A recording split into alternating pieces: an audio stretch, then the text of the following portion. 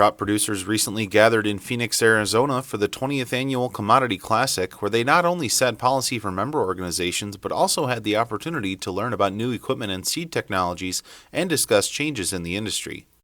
One educational session featured Agri-Pulse's Sara Wyant moderating a discussion between Chandler Goule of the National Farmers Union and Mary Kay Thatcher of the American Farm Bureau Federation. Here are some highlights of their thoughts on farm policy in Washington.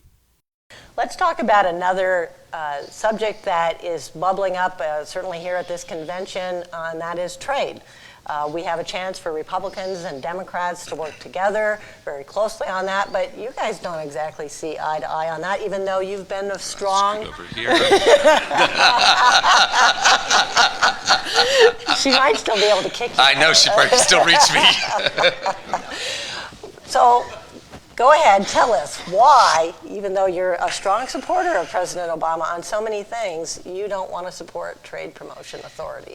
Well, I think there's a couple things too. NFU is a bipartisan organization. Yes, we do lean Democrat, and we think this president has done several very good things, and he's done some things that we have had significant concerns with. I have a feeling that's further down on your list that we'll get to EPA here in a minute.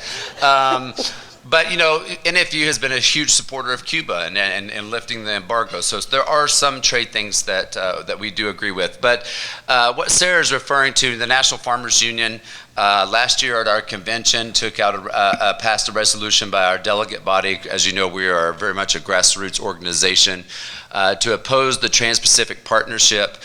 And you know, I don't need to see a show of hands because I don't think any of you would be able to raise your hands unless Darcy Vetter somewhere in the room here.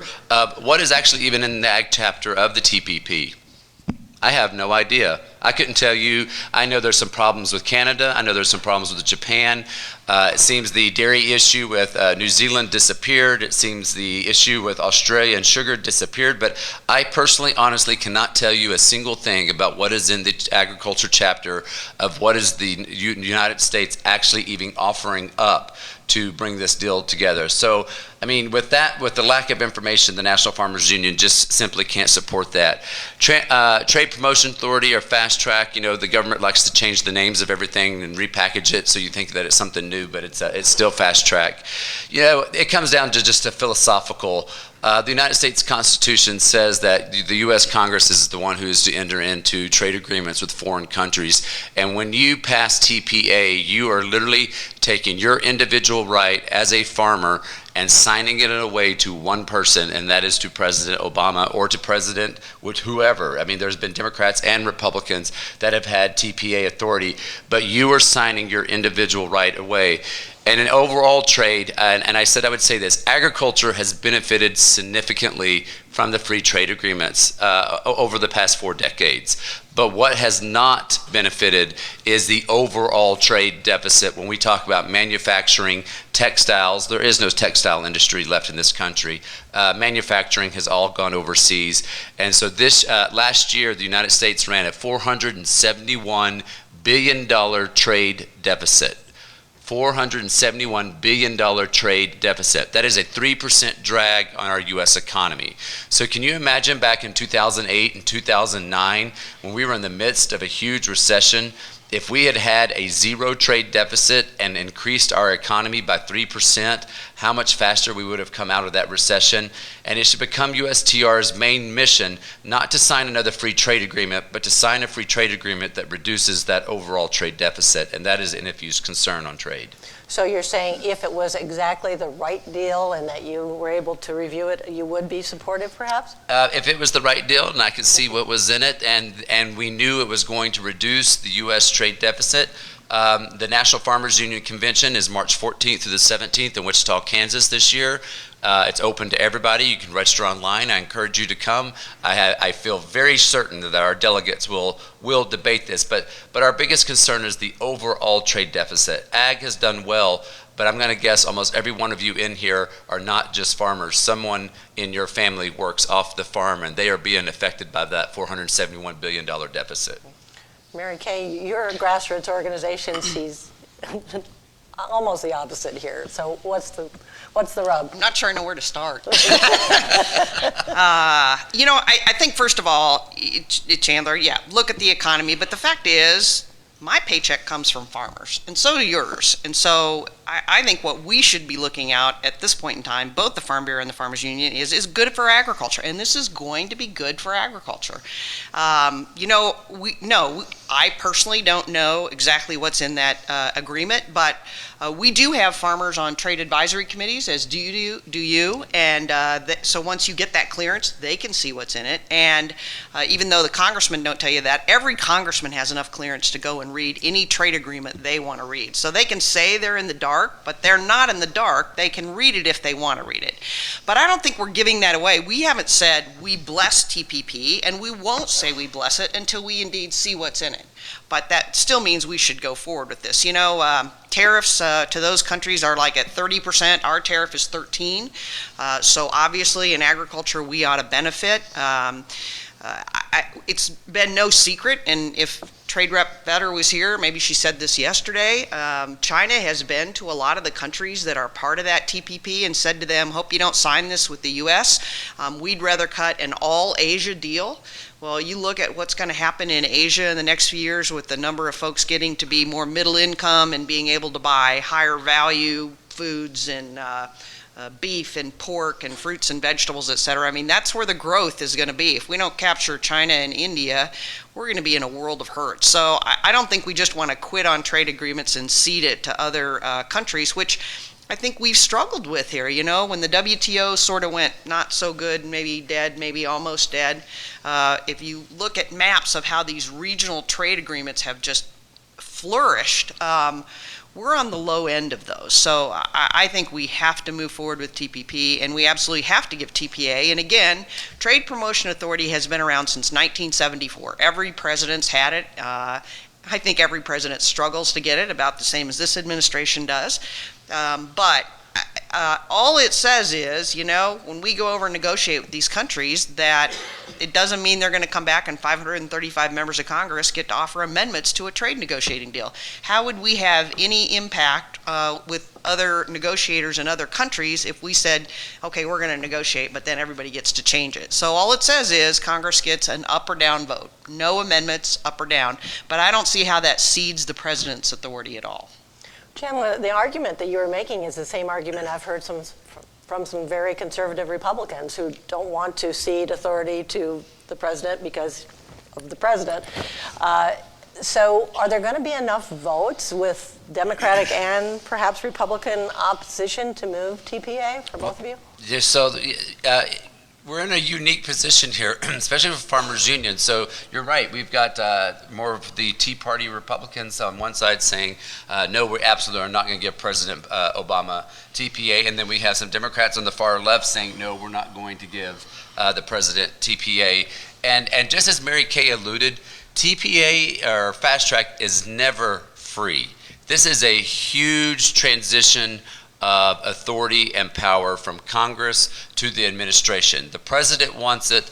Moderate Republicans and moderate Democrats want to give it to him, but there's going to have to be a trade-off. And so for those of you in the media, please don't write this down as this is the trade-off, but I mean, it's going to be something big. It's going to be something along immigration. It's going to be something along tax reform. It's going to be, I mean, they are not just going to pass a TPA bill with the president without both parties and the administration making some type of significant concession, and what that concession is going to be will determine whether or not they have the votes to pass it.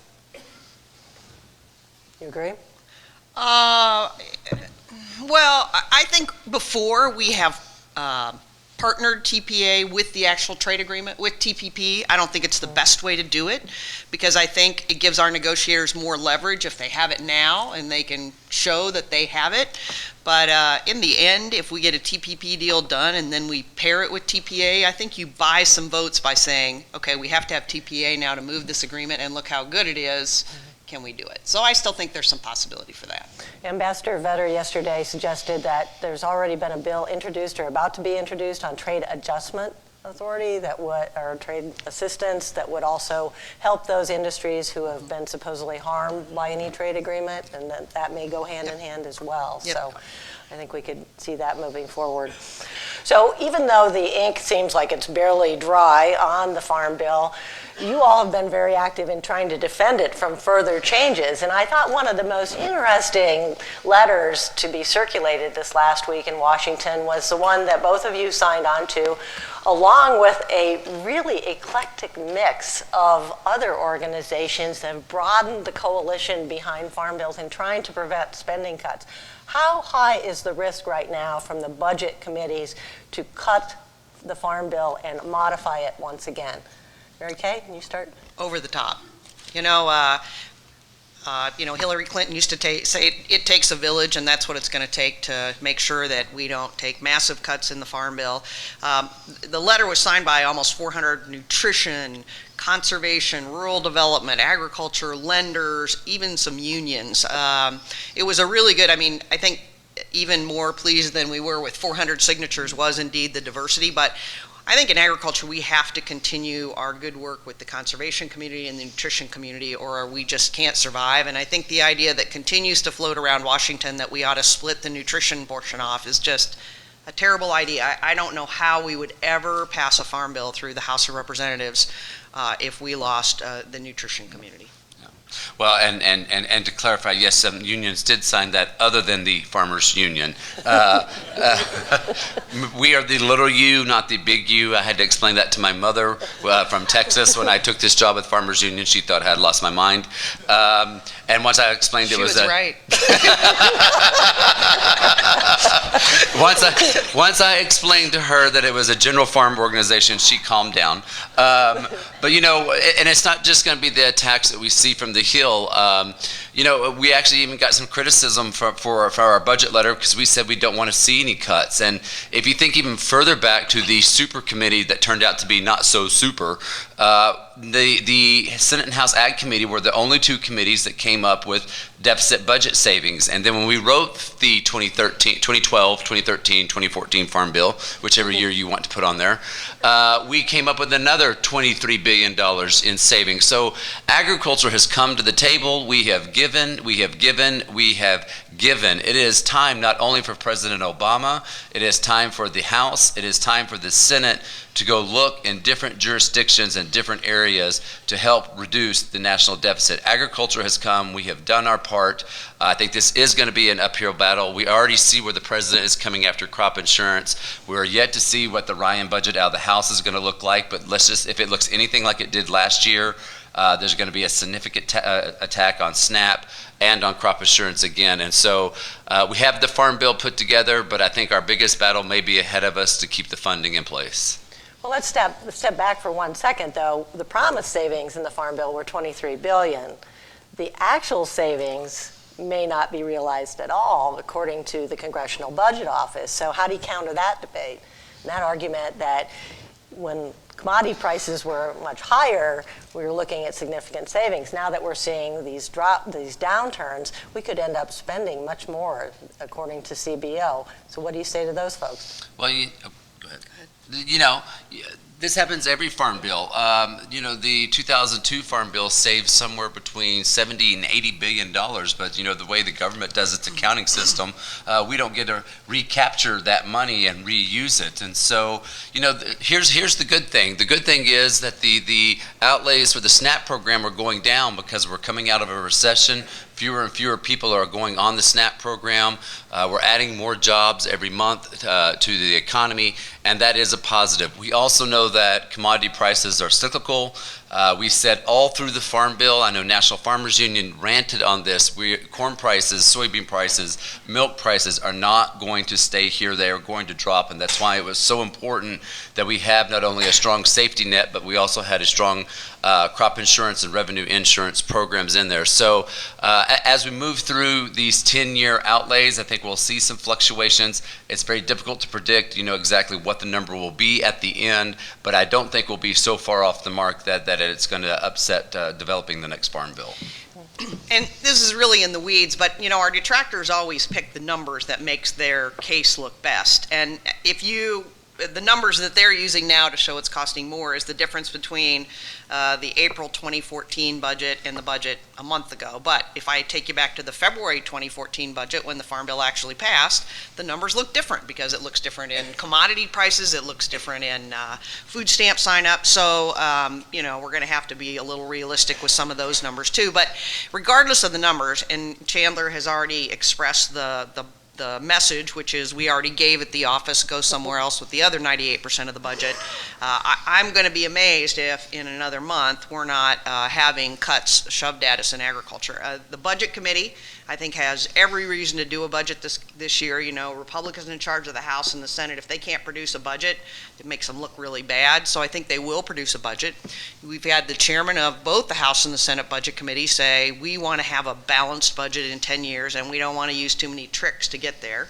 And if that's the case, I think they're going to have to come at everyone. So probably in the next month or so, you will see the ag committees get some kind of a number. Go cut your spending by 2% or 3.2% or 10% or whatever the number is. And then the fight will start because we'll all feel like we gave in the Farm Bill, and we did. And so it'll be a very difficult battle about where those cuts come about. We have a lot of people who have just said, take it out of food stamps, take it out of food stamps, but we also have people who are big food stamp supporters in both the House and the Senate to have said, if we're going to take it out of the hungry mouths of kids, then we're going to take it out of crop insurance. And I think, indeed, crop insurance is the most likely place that these cuts will occur.